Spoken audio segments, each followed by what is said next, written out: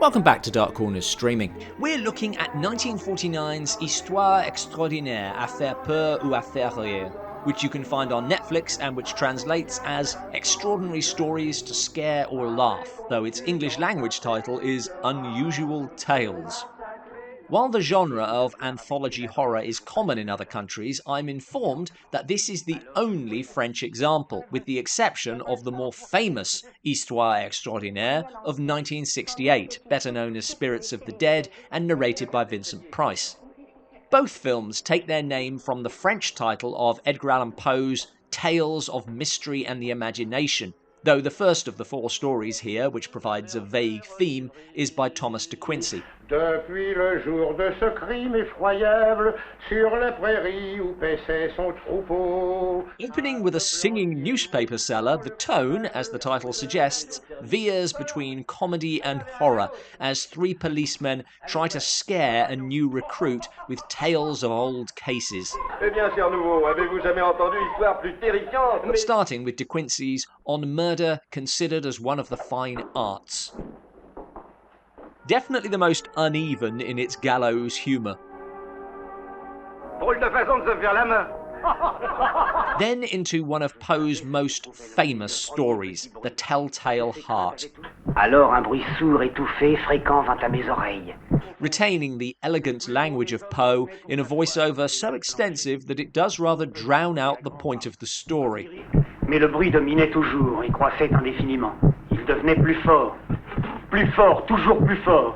By far the best segment is The Cask of Amontillado, later covered by Roger Corman in his own Poe anthology, Tales of Terror, in the Black Cat segment. You're insane! Please check out our special Corman, Price and Poe for more on that. Here, the film is at its most animated, its most atmospheric, and its most grimly macabre. It also cuts back on the voiceover to the extent that we never actually learn the motive behind the murder, which I rather like, heightening the sense of he knows what he's done. You don't know, but he knows. Je vois aux membres défunts de votre famille. The final segment is, I think, a lesser-known Poe detective story, Thou Art the Man, which would have a fabulous payoff if it wasn't let down by the effect. What does work is the party given to celebrate the dead man and the wine he has generously left. More the latter than the former, the party degenerating away from the celebration of a life into a piss-up, culminating in a portrait of the dead man being knocked over. If the murder mystery is minor, then this comment on human nature puts an interesting spin on it. Il est mort. Mort? Mort?